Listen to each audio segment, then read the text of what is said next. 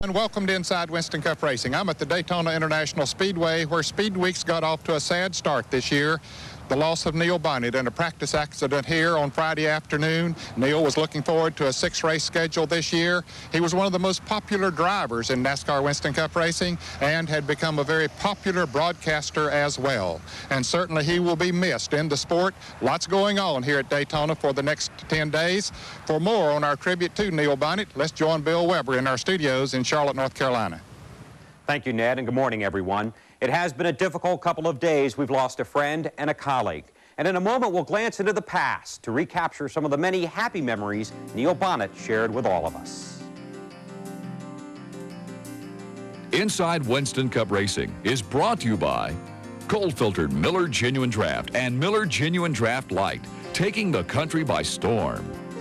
Goodyear, #1 in tires. And by Haviland Formula 3 Motor Oil. Add more life to your car. Neil Bonnet brought enthusiasm and energy to the racetrack. He said his desire to get to the front and stay there probably cost him more times than he'd like to admit, but he enjoyed it all. Neil's no longer with us, but we will always have fond memories of his smile and his style. Neil Bonnet's cheerful smile and pleasant personality were homespun trademarks of this high-riding member of the Alabama gang. For 20 years, he was a part of the Winston Cup racing community, first as a driver, then a broadcaster, and last year returning to the track in Talladega, the site of his first Winston Cup race. Bonnet celebrated 18 Winston Cup wins beginning in Richmond in 1977.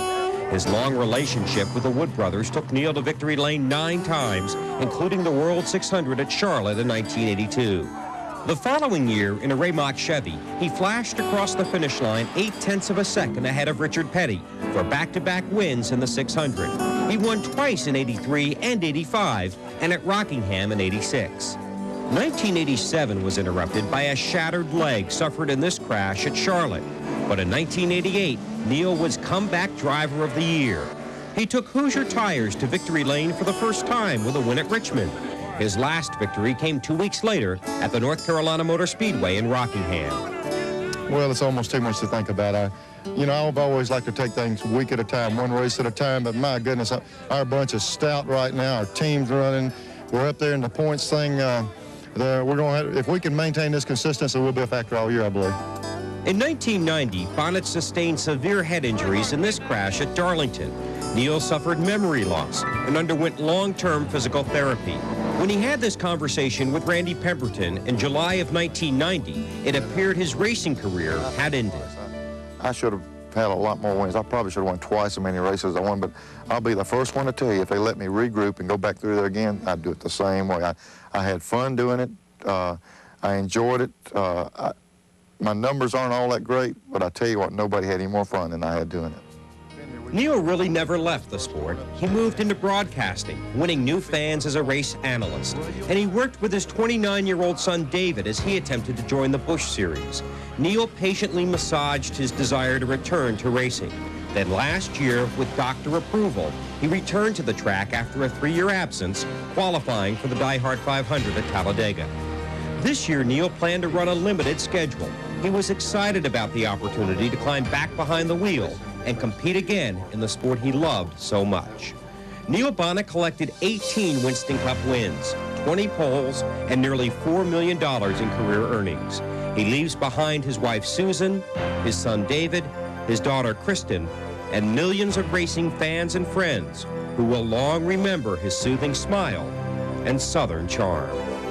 I can't tell the people enough, the fans out there, the cards and the letters. And I'm not talking about the Neil Bonnet fans. I might put them in one sack. And I'm talking about the Darrell Walker, the Cale Yarbers, the Pettys, the Allisons that sent letters that we're a Walker fan, but we sure appreciate the effort you made in racing. And I'd like to take the opportunity to thank the fans. You never can pay the fans back enough. They stand on the other side of that fence, hanging on, pulling for you, and when you're down, they pull even harder, and I appreciate that.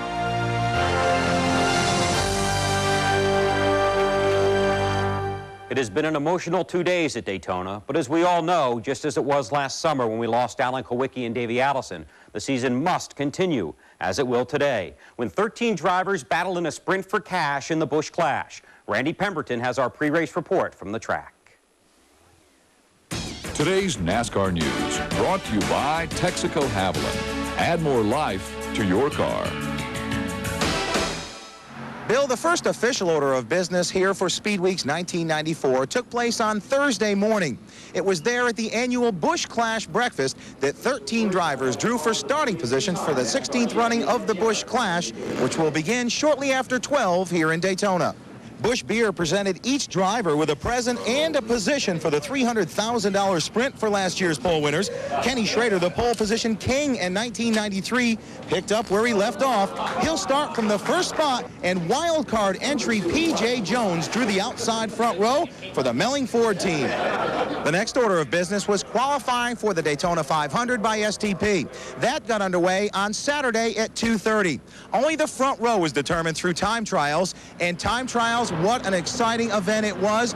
Loy Allen Jr. grabbed the pole position for the Daytona 500, edging out 1993 Winston Cup champion Dale Earnhardt by just that much. Loy Allen Jr. turned a lap of 190+ miles per hour to capture the pole. He also won the pole in the ARCA race. 55 drivers took time. They will determine the starting positions for the Gatorade Twin 125s on Thursday. After Loy Allen's qualifying run here at Daytona, we had a chance to talk to him. We're still in shock about it, but the team really earned it. During testing down here, the car kept getting faster and faster. The guys back at the shop just keep making more and more horsepower, and we got the car really tuned in good. Worked really well with the crew chief on the car and all the people down here with TriStar Motorsports. So we've had a lot of support, and I think that led a lot to this. And it seems like the first time we were the new team this year, and also Hooters is back in Winston Cup, and we're really proud to be back in it with them. But they really worked hard, and the guys really deserved it. If you're keeping track of the tire wars, Hoosier wins fight number 1. They were on Loy Allen Jr.'s car when he won the pole position for the 500. Bill, the Busch Clash is always an exciting race, and it plans to be today. Nonetheless, everyone wears heavy hearts down here, thinking and remembering of Neil Bonnet. Thanks, Randy. A feeling we share with race fans everywhere. Ken Schrader starts on the pole today. He and P.J. Jones make up the front row. Dale Earnhardt and Jeff Bodine are in row 2. And row 3, it's Mark Martin and Jeff Gordon. Harry Gann and Rusty Wallace pair up in row 4. Ernie and Kyle are side by side in row 5. Bill Elliott and Bobby Labonte in row 6. And Brett Bodine starts shotgun on the field. In a moment, we'll join Ned Jarrett at the shop of Busch Series driver Ricky Craven, where we taped on Monday of this past week. Funeral services for Neil Bonnet will be at 2 p.m. Monday in Hueytown, Alabama. We will miss him. We already do. Neil Bonnet was 47.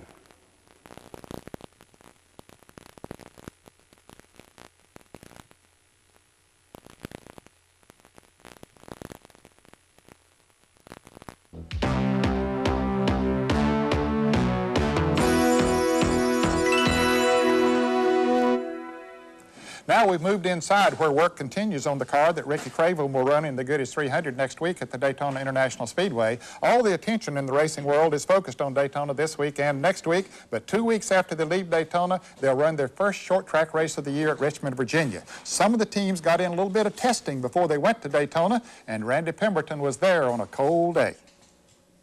On Wednesday, February 2nd, 3 drivers rolled into the Richmond International Raceway to do a few laps of fine-tuning before the Winston Cup Tour takes to the track on March 6th for the 3rd race of the '94 season. Generally, very little media attention is paid to teams preparing for a race that's still about a month away. But this was a first, as former IndyCar champion and Indy 500 winner Danny Sullivan was making his debut in a Winston Cup stock car. The media, well, they made sure they got the story. I guess that kind of goes with the territory, but to be honest with you. It was a chilly 30 degrees with a few light snow showers for Sullivan's first showing, but the weather didn't cloud his perspective of preparing for the most competitive racing in the world. A bunch of firsts for you today. It surprised me. Never on a track this small, first of all, and then in a stock car really for the first time, and to boot it's snowing. Wow, that's something. Well, the first time I've ever driven on a snow-covered track, but this is the shortest track I'd done before this was a mile. And we thought those were pretty short, but this is a beautiful facility. I'm very impressed with it. Doesn't really feel that slow either. I mean, and it's or that small. But also the first time in the Winston Cup car for me, so it's pretty impressive. And we're just starting to get going, just starting to get it sorted out. But a lot of fun. Yeah, goals for you first, obviously, are not to go out and set any records, not to go out and run a pole speed, but Seat time, obviously, for a Winston Cup guy to go do what you have done in the past, and for you to be able to come and do this, a lot of it has got to be experience and seat time, I would imagine. Well, that's it. I mean, in fact, I wish everybody wasn't here, including, you know, some Sterling who just went out, and Kyle, because I'd like to learn it all by myself. I'm just out there trying to kind of get a feel for the car, but not trying to go too fast, because then if I don't want to get in over my head to start off with, and if I can learn a few things about the track, which is part of it, then learn some stuff about the car. And it was pretty good. I was sliding it off there a little bit a couple of times just to kind of get a feel, but not at kind of record-breaking speeds. And my goals, as you mentioned, I think for me are just to qualify for all the races that I attempt to do. That's my biggest goal, and then to finish them. You know, the reality about, you know, people have been asking me in there, well, what about you winning the race? I said, look, I got a lot to learn. That's a long way away. These guys don't, you're not going to come down here and beat them in their own game, in their own backyard right off the bat. We got a lot to learn, and that's a ways away. For the time being, Sullivan, who hopes to run 5 to 10 races, is receiving coaching from crew chief Jeff Hammond and driver Bobby Hamilton in cars from Sabco Racing. The car owner, you know, I really don't even know. I just understand, you know, I think the sponsors are the one that's going to own the car, and I'm not at liberty at this point in time to really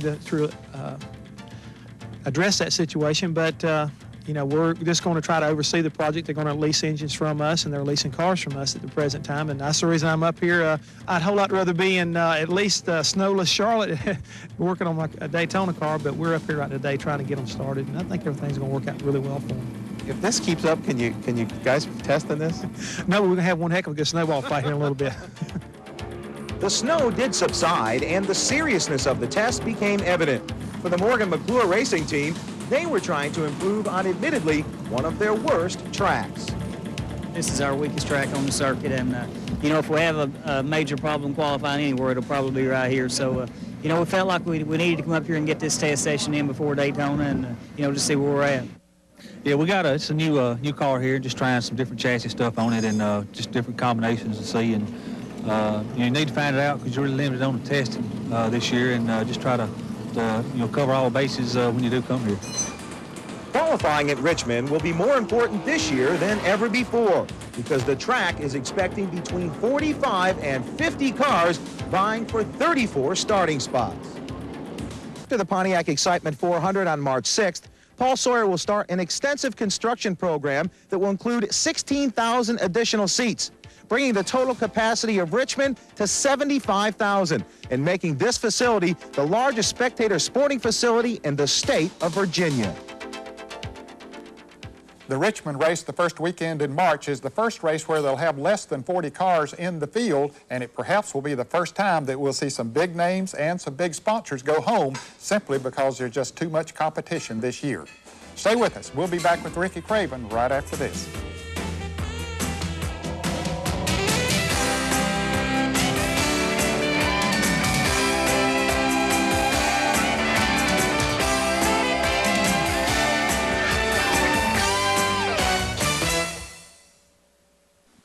This Sunday on Race Day Live from Daytona Beach, we'll kick off NASCAR Speed Weeks with the latest reports on the impending tire battle between Goodyear and Hoosier. Plus, we'll help you figure out who's in what car this year, and the Daytona 500 champion Dale Jarrett will tell you who will win the Busch Clash. Join us for racing's fastest half hour.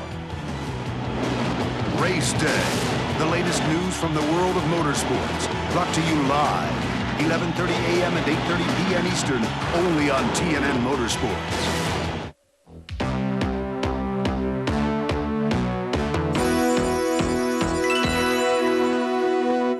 Ricky Craven's DuPont crew are loading up the truck and getting ready to head to Daytona for the running of the Goodies 300 next week at the Daytona International Speedway.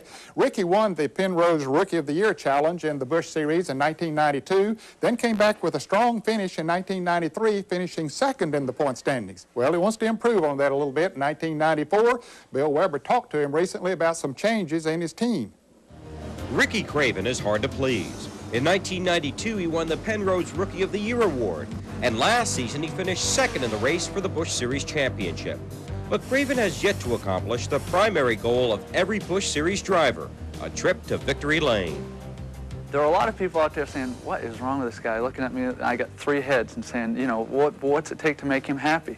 And I can appreciate that, but there are also a lot of people out there that understand exactly what I'm saying. And when you've won and you go for, well, in my case, 2 years without winning, it's like going hungry, and it's time to get fed. You know, I'm wanting to win real bad, and so that's a little bit of a disappointment. But as I reflect on the entire season, there's no way I can complain. And you know, the fact that we went through some transition, and I made the announcement doing some different things in '94, and the team really stepped up to the challenge. What the DuPont driver is doing differently in '94 is calling his own shots from the car and the front office. He has returned to the familiar role of car owner, a role that made him a winner in the Busch North Series. I think I'm pretty happy with my position. This is what's made me successful. You know, being back in the ownership position, and there's a lot of headaches and responsibilities that go along with that, but I'm familiar with them. And I kind of lost that the last couple of years and missed it a little bit. And maybe if we talk about this again, I'll change my mind later on, but right now I'm certainly happy. Outside of winning Rookie of the Year, Craven had a less than colorful freshman season, finishing 14th in points. After winning the Busch North Championship in '91, he came south with a carload of confidence. But 1992 produced just 5 top 10 finishes, and nothing better than 7. It's kind of interesting. You know, I've evaluated all that, and at the end of '91, I had so much momentum, and I had so many people on my bandwagon, and came down here. I expected to be legitimately finished in the top 10 in points. Things didn't go as well as I had hoped. A lot of people jumped off my bandwagon at the end of '92, and when that happened, I guess the thing got lighter because we went a heck of a lot faster in '93, and you know, now we're back in a position that we're familiar with. Ricky didn't exactly charge into second place in the 1993 points race. He kind of just showed up at the end when others stumbled down the stretch. Still, he put himself in the proper position to cash in, an experience he hopes to build on beginning in Daytona.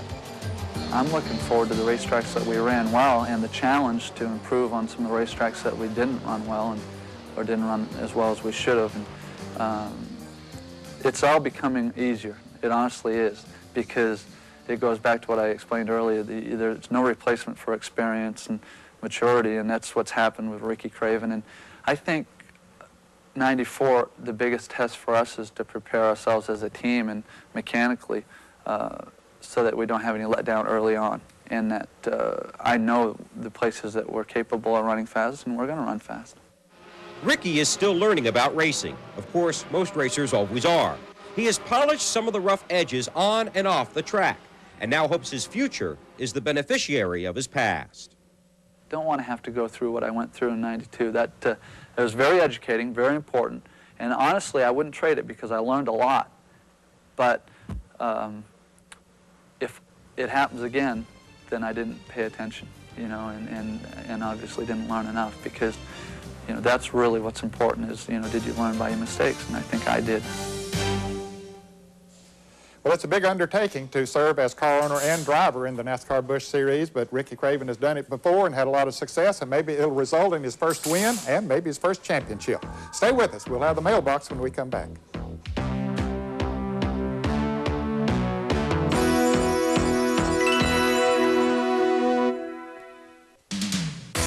Next Sunday and Inside Winston Cup Racing, we'll have pre- and post-race reports from the Daytona 500 by STV. Will Earnhardt finally capture this elusive title? Can Dale Jarrett repeat? We'll have the story. And we'll share our 1994 video race program. Bring a pen and paper as we examine some of the new teams and old faces in new places who will be a part of the new Winston Cup season.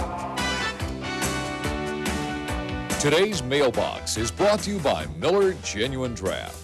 Our question today is from Debbie McCullen from Westfield, Pennsylvania, who writes, how much air pressure is needed to operate the air wrenches that the tire changers use, and what is the minimum torque required on the wheel lugs? Well, Debbie, for the answer, we'll go to John Wolf, who's the rear tire changer on the Interstate Battery Chevrolets, which are driven by Dale Jarrett. Thanks for writing in, Debbie. First of all, we run about 190 pounds through our air wrenches.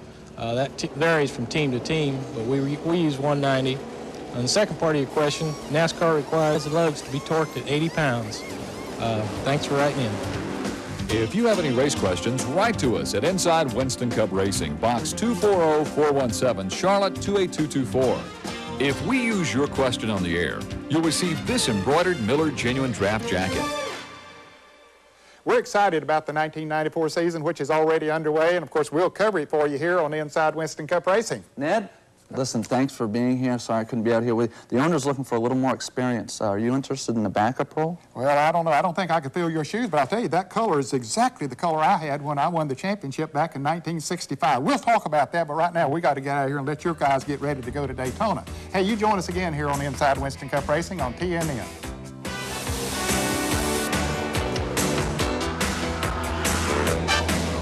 Inside Winston Cup Racing has been brought to you by Cold Filtered Miller Genuine Draft and Miller Genuine Draft Light, taking the country by storm. Goodyear, #1 in tires. And by Haviland Formula 3 Motor Oil. Add more life to your car. Ground transportation for the Inside Winston Cup Racing crew is provided by Mark III Luxury Vans and Trucks, the official vans and trucks of NASCAR. Footwear provided by Simpson Race Products, makers of the Ground Effects line of motorsports footwear. For order information and a new 1994 catalog, call toll-free 1-800-654-RACE.